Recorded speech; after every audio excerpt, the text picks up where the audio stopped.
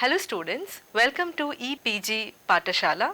I am Dr. Nagratna, currently working as the Senior Assistant Professor at National Law School of India University, Bangalore. Let us today understand a module on the critical outlook at the child marriage regulation laws of our country. The object of this module would be to understand the legal approach adopted by India in regulating child marriage, both in the pre as well as post independence era of the country.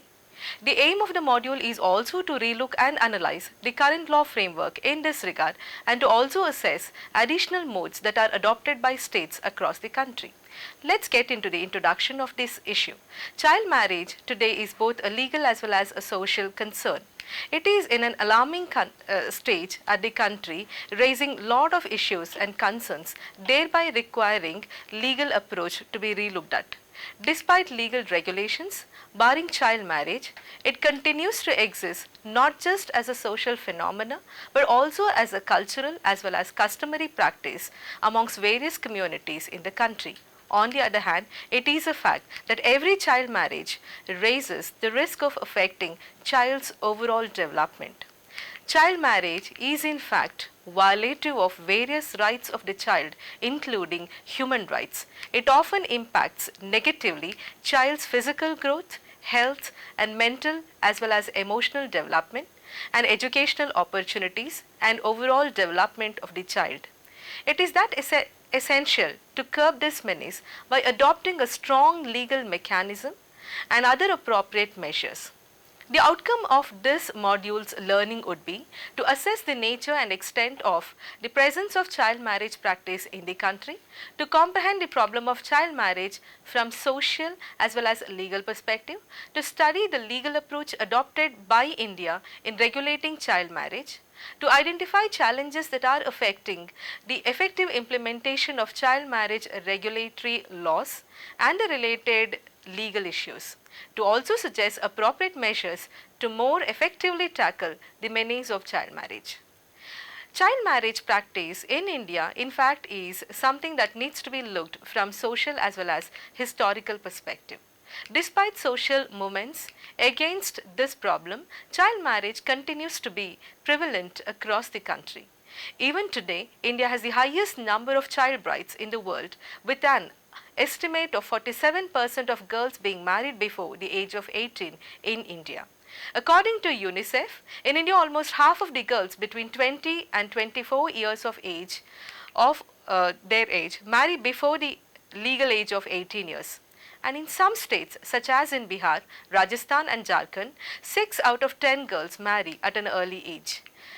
Rate of child marriage vary between states and are as high as 69% and 65% in Bihar and Rajasthan respectively. While fewer Indian girls are marrying before the age of 15, the rate of child marriage have increased for girls between the age of 15 to 18. This problem of child marriage is extremely complex in nature. Its complexity lies in the historical moorings, traditional practices and many other social problems such as dowry practice, child widowhood and many more.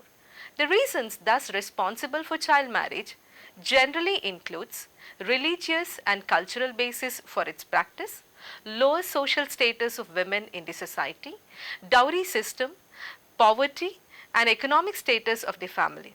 It has been observed that the economic status of the family is in fact a significant reason that has a lot of relationship between this cause as well as the practice of child marriage. The lower the economic status, the lower is the age of the marriage of the child. Caste system is another concern that's affecting child marriage as well. The hierarchy of the caste is also something that's been seen as a factor that has played a role in perpetuating child marriage amongst various communities. Again, illiteracy, inadequate educational opportunity, inefficient implementation of legal regulations and sanctions are again some of the major reasons that are affecting child marriage. In addition, as being recognized by UNICEF, limited educational opportunities, low quality of education, inadequate infrastructure, lack of transport facility thereby has raised the concerns of child safety while traveling to school, and many such other reasons have significantly contributed to this fact of keeping girls off from the school and thereby tending towards favoring this institution of child marriage. Although there is widespread awareness about the law, that is Prohibition of Child Marriage Act of 2006, and the illegality of the very practice of child marriage, contradictory to this, people feel that the traditions and norms are much more stronger than the law and rarely report cases of child marriage to legal authorities. On top of this, there is limited capacity among officials and lack of willingness amongst these law enforcement agencies as well as amongst people who are decision makers at the community level. Since officers and the law enforcement agents are themselves a party to this community that believes in the practice, this affects the effective implementation of the law. Thus, there are various reasons, including the economic role that a child often is seen to have forbidden from being playing in the family, that has also been considered as a reason for the practice of child marriage in a family. Women's work is continued to be just that which is confined to household activities and is therefore not considered as financially being valued. Further, the problem of dowry, which despite being legally prohibited, goes unchecked in reality. The Law Commission of India, in its 205th report, while examining the need to amend the Prohibition of Child Marriage Act of 2006, explains the factors that are responsible for the practice of child marriage in India. I quote, "The marriage of a minor girl takes place because of poverty and indebtedness of a family. Dowry becomes an additional menace as well as a reason which weighs even more heavily on poorer families. Girls are considered to be a liability as they are not seen as individuals who can contribute productively to the income of the family." Texts like Manusmriti and many other ancient texts states that the father or the brother who has not married his daughter or the sister cannot attain the heaven unless she is married before she attains puberty. These reasons are believed to be the factors that further justifies the practice of child marriage in the country. Furthermore, securing the girl economically and socially for the future has been put forth as another reason for the practice of child marriage. I unquote the Law Commission report. Thus, child marriage is a complex problem and is an effect of various other diverse concerns of the society. Unless a regulatory mechanism adopted to check it takes care of these concerns, which are social, cultural, and of varied in nature, it is difficult to curb the menace of child marriage and its related ill effects of the child marriage system on child and on the overall society. Let us now look at ill effects of child marriage or its consequences. Child marriage affects society as a whole, since child marriage reinforces a cycle of poverty and perpetuates gender discrimination, illiteracy and malnutrition, as well as high infant and maternal mortality rates. Though both girls and boys are affected by child marriage, yet girls are affected in much larger number and with greater intensity. Hence, child marriage can also be seen as a form of gender-based discrimination in most of the societies, including in India. Girls are married as children and are more likely thereby to get dropped out of school, have a low paid job because they have fewer skills and less negotiating powers as well, and have limited decision making power at home. They face violence and abuse and exposure to HIV or AIDS and other sexually transmitted diseases. They experience sexual violence by their husbands or become pregnant as adolescents. Further, early pregnancy increases the risk of delivery complications and maternal as well as child mortality. As was rightly put by Honorable Justice Shivraj V. Patil, in a report on prevention of child marriages in the state of Karnataka in the year 2011, I quote, "Child marriage leads to violation of various rights and human rights of children, such as the right to a free and joyful childhood as they get additional responsibilities at home, right to education as they are not able to attend schools, right to development as they are forced to perform adult roles and do not get conducive environment and educational opportunities, right to participation as they are hardly involved in decision making process as earlier mentioned, right to health because of early childbearing and associated medical complications, right to equality as it's often the man who is regarded as the caretaker of this young girl's life, right to employment as there are restrictions of lower levels of educational and other opportunities. This further restricts their right to earn a living, right to a dignified life due to subjugation and disempowerment to which they get further subjected to. Child marriage, as was rightly noted by the Law Commission, is hence a form of child abuse and is violative of various rights including human rights of the child, thereby denying childhood and adolescence to a child. It is curtailment of personal freedom and opportunity to develop a full sense of selfhood as well as denial of psycho and social and emotional well-being of the child and therefore denial of reproductive health of that child. Let's now look at the legal regulations that addresses this concern. Internationally, today a child is defined as one irrespective of gender as the one who has not completed the age of 18 years.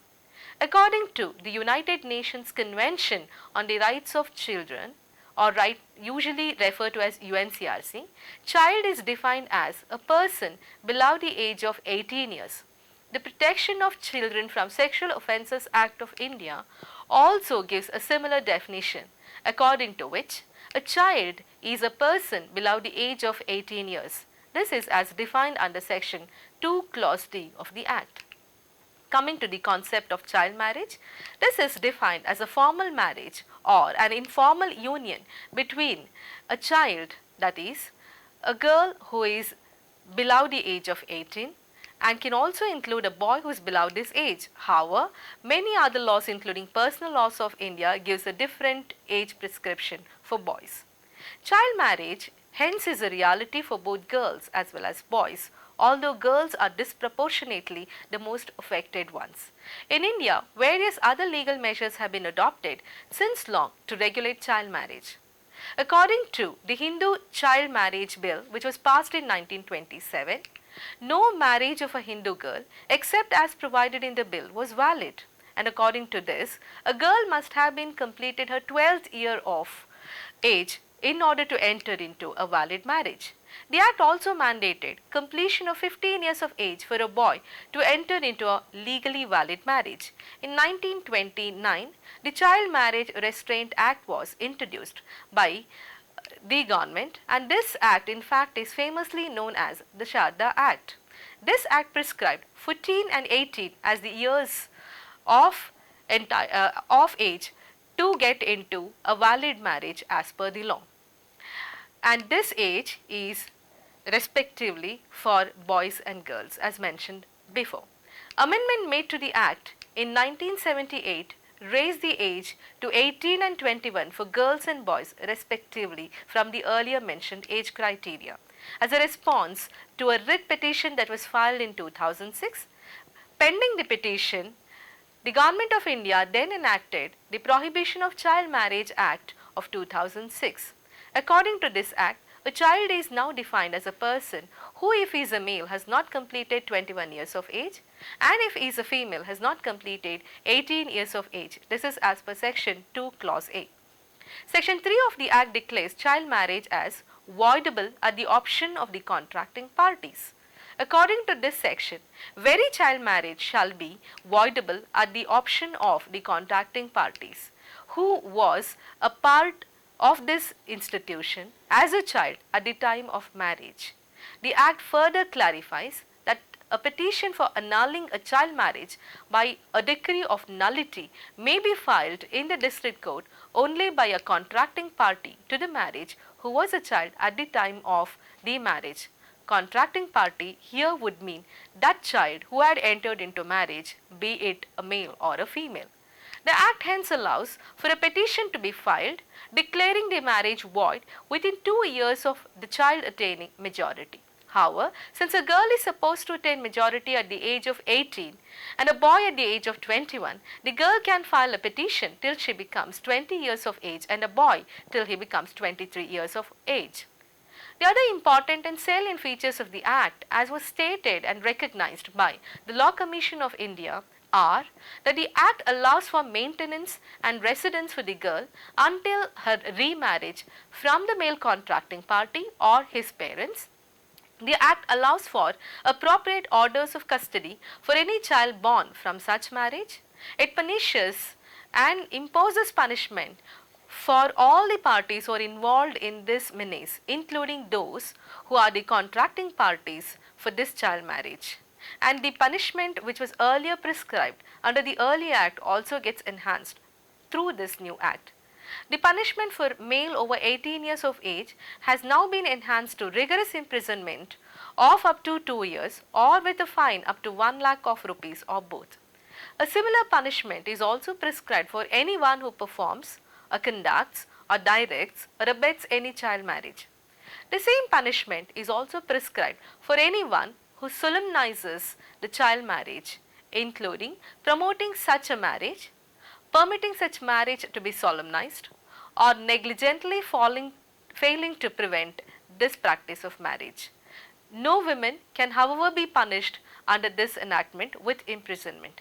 The Act also makes all offences under this enactment cognizable in nature and non-bailable in nature, thereby raising seriousness of the offences that are criminalized under the enactment. The Act further allows for injunctions to prohibit child marriages, including ex parte interim injunctions. The Act further states that any child marriage solemnized in contravention of an injunction order would be void.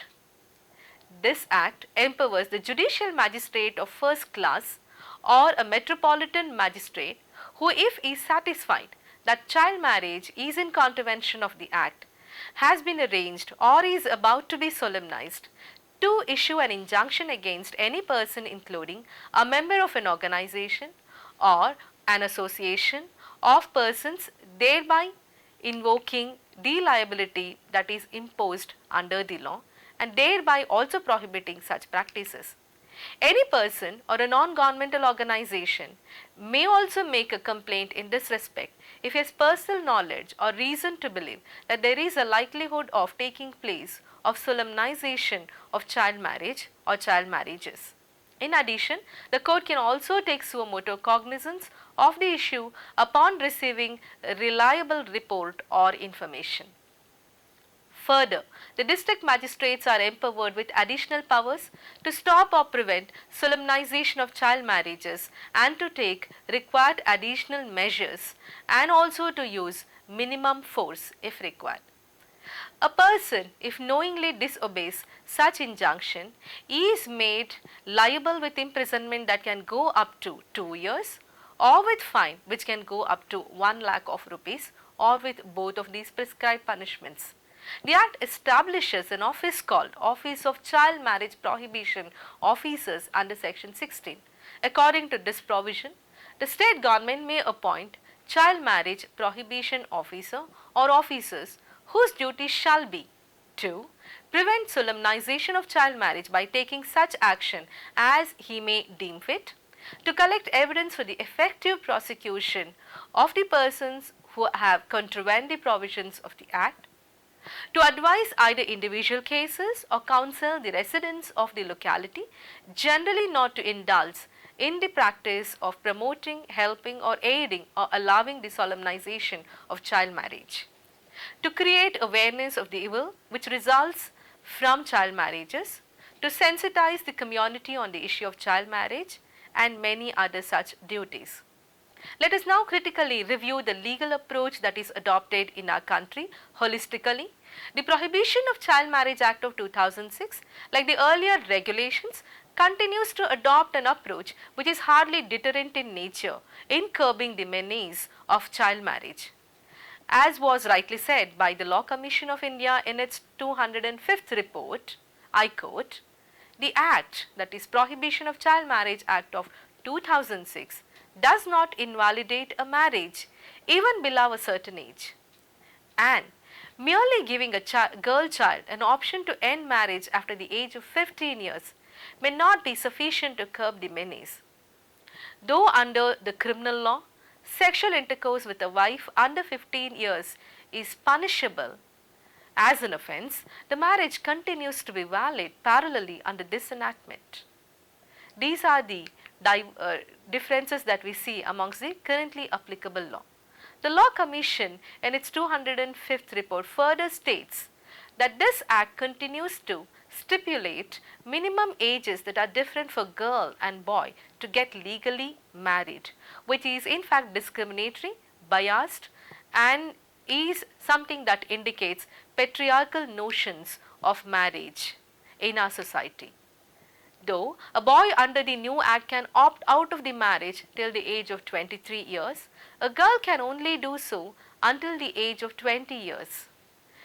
And you can think about the age of majority that again comes in clash with these stipulations. Although there is a widespread awareness of the Prohibition of Child Marriage Act of 2006 and the illegality of child marriage, individually people feel that the traditions and norms are stronger than these legal regulations and hence do not regard child marriage as illegal or wrongful in nature. In addition, there is limited capacity amongst officials and lack of willingness amongst them in implementing the law. Since officials themselves are a part of this community, as was earlier mentioned, the law enforcement, which regards prohibition as the objective of the law, fails tremendously at this stage. Limited detailed knowledge on how to apply the law and little understanding of the consequences of not considering the forbiddance of this law or not looking at the implications of violation of this law and many other such things have also affected the effective implementation of this enactment. Let us now look at the dilemma that we see in the currently existing varied laws that directly or indirectly deals with this menace of child marriage. The uncertainty in relation to the legal age of consent for sexual intercourse is one such concern. This affects effective legal regulation of the very institution of marriage. Though on one hand, the Protection of Children from Sexual Offences Act of 2013 defines a child as the one who has not completed 18 years of age and criminalizes sexual offences against children, subjecting the offender to serious punishments under the enactment. Yet, on the other hand, the recent amendments made to Indian Penal Code reduces the seriousness of the offence of marital rape by not redefining the age of consent for the intercourse between a man with his married wife who is still a minor. According to the amended code, under section 375, sexual intercourse or sexual acts by a man with his wife, the wife not being under the age of 15 years is not rape. Contrary to this above clause of the enactment, the Criminal Procedure Code of 1973, in fact in addition and not in contradiction, states under section 198 of subsection 6 that the court shall take cognizance of an offence under section 376 of IPC where such offence consists of sexual intercourse by a man with his wife, the wife being under 18 years of age, if more than 1 year has elapsed, a cognizance of the offence cannot be taken, and this period shall be calculated from the day of the commission of the offence. Hence, it is this dilemma that we see between the provisions of POCSO or Protection of Children from Sexual Offences Act, Indian Penal Code, Criminal Procedure Code and the child marriage restraining laws that adds to the menace and thereby affects the effective implementation of laws that are required to regulate child marriage. Let us now look at the other approaches that are adopted across the country. Similar to this Prevention of Child Marriage Act, the Hindu Marriage Act of 1955 also prescribes completion of 21 and 18 years as the age of marriage for groom and bride respectively. Similar provision also exists under the Special Marriage Act of 1954, the Indian Christian Marriage Act of 1872. However, marriageable age for Muslim girls is 16 years. In addition to this, The other laws that may provide protection to child bride includes Juvenile Justice, Care and Protection of Children Act, the Domestic Violence Act of 2005, and many other similar enactments at the national as well as state level. Further, various international legal instruments also requires countries to regulate child marriage, and some of such international legal instruments are the UN Convention on the Rights of Child, that is UNCRC, the Convention on Elimination of Discrimination Against Women, that is CEDAW, and the International Covenant on Economic, Social and Cultural Rights. The South Asia Initiative to End Violence Against Children, being one of the 6 apex bodies of the South Asian Association for Regional Cooperation, that is SAARC, is an intergovernmental regional body. This body has adopted its first regional action plan to end child marriage in South Asia in the year 2014. India, being a member of this initiative, has adopted a regional action plan of 2015 and 18 to end child marriage. The plan is a commitment by our government to this South Asia plan, and this intends to end the menace of child marriage. It officially recognizes child marriage as a form of human rights violation and adopts a holistic approach in ending child marriage with 7 main areas of focus, such as effectively enacting, enforcing and thereby implementing national legal and policy instruments so as to increase the minimum age of marriage to 18 for both boys and girls. Ensuring access to quality education, especially secondary level education. Increasing the mobilization of girls and boys, parents and religious leaders to change discriminatory gender norms. Increase child marriage prevention by addressing its root causes and creating alternative social, economic and civic opportunities for girls, and thereby increase the effectiveness of this child marriage restraint laws. Collectively collect legally valid evidence on the status of married girls and good programs so as to address their needs, and further enhance its awareness by creating awareness amongst people through various programs. Enhancing advocacy to mobilize action and support for girls who are already married. Providing options for sexual and reproductive health information and care and related services, and recourse from violence in the home, including annulling marriages, and better monitoring, reporting and evaluation of programs to end this menace of child marriage in South Asia. The national plan under this South Asian plan is therefore yet another important approach that is adopted by India in effectively implementing the law as well as related policies so as to curb the menace of child marriage. A national action plan to prevent child marriage was in fact drafted by the Minister of Women and Child Development in 2013. However, it has not yet been finalized. The government has in fact used cash incentives such as Dhanlakshmi scheme and Apni Beti Padhao programs and adolescents empowerment programs such as Kishori Shakti Yojana and awareness raising programs so as to induce behavioral changes. The National Ministry of Women and Child Development, as a nodal agency for women and children, has also adopted and developed a convergent national strategy and is currently drafting a plan of action on child marriage to guide all states in the implementation of these strategies to prevent the problem, and the key components of the strategy and draft action plans includes these.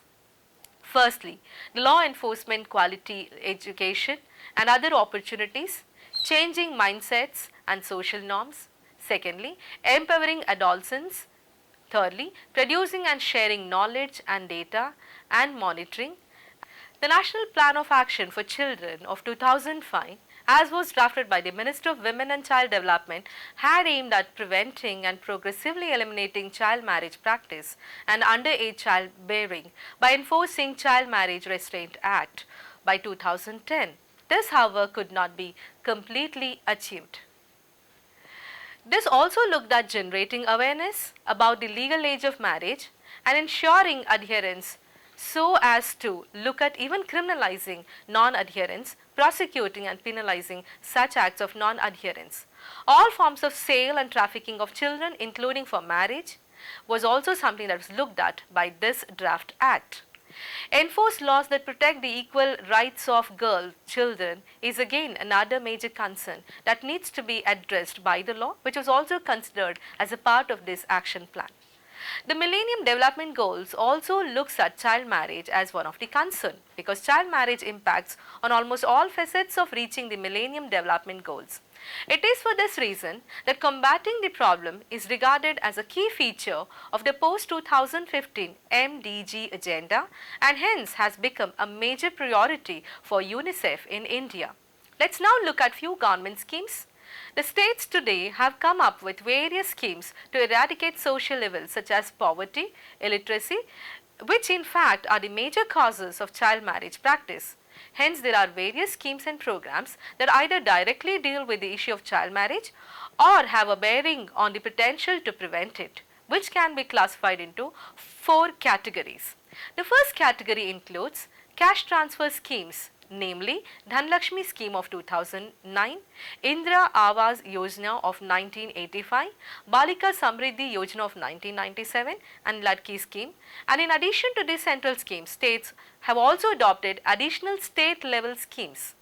The second category includes education support schemes such as the Kishori Shakti Yojana of the central government along with similar state level schemes. The third category includes marriage assistance schemes which exist again at various states at the state level. To name few, Bihar's Mukhya Mantrika Nyaya Vivah scheme of 2008, Gujarat's Kunwar Bhim Yojana of 1995 and such other schemes of Kerala and many other similar approaches of the states. The fourth category includes counseling and guidance schemes including central government's Sabla scheme of 2010, which is currently also applicable. Finding additional alternative approach is something that we need to look at. Although child marriage is declining, the rate of decline is slow. Broad, multifaceted strategies are hence required to target different aspects of the problem, including deep-rooted social norms and behaviors, the perceived low value of girls, limited access to education, exposure to violence, restricted freedom of movement, and economic vulnerability. There are many causes of child marriage in India as was earlier mentioned, and in fact also has multiple barriers that needs to be addressed while eliminating dismanies. Poverty, weak enforcement of laws, patriarchal social norms intended to ensure family honor are significant factors that increase the risk of girl being married off while still a child. Also, girls from poor households are more likely to marry as children since marriage becomes a solution to reduce the size of the family. The cost of marriage plays a very big role in families sliding further into poverty, and these high costs contributes to girls being married forcefully before attaining the majority of the age. Hence, the reasons like this continues and the approach requires a comprehensive approach.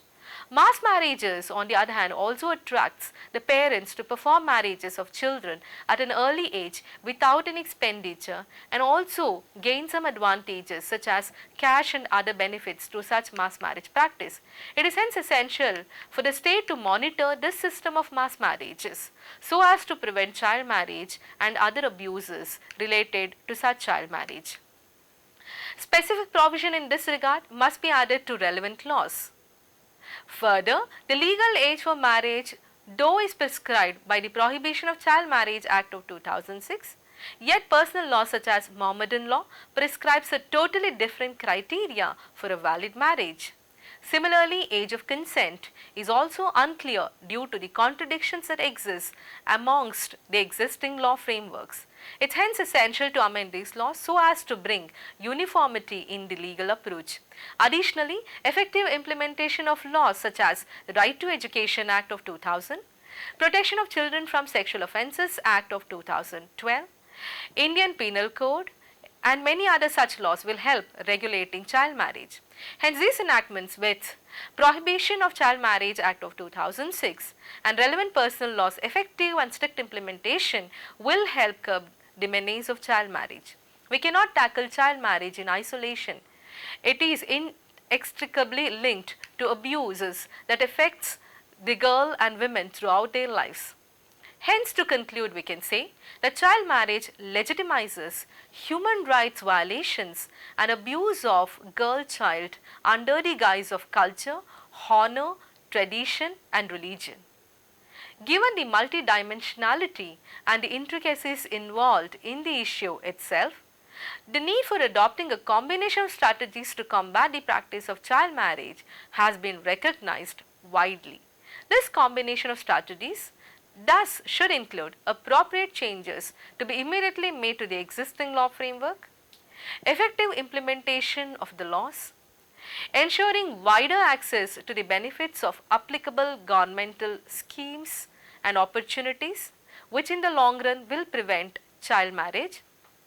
As was rightly stated by Honorable Justice Shivraj V. Patil, I quote, tackling child marriage is a daunting but possible task requiring political will, proactive, multi-pronged strategies at the international, national and state and community levels. I unquote. This is in fact a brief narration of the current law framework that exists in our country to tackle the menace of child marriage, and in fact is also a critical look at the entire law framework, thereby analyzing the loopholes that exist in the law as well as its implementation, and further providing essential suggestions that can make the law much more effective in its impact. Thank you.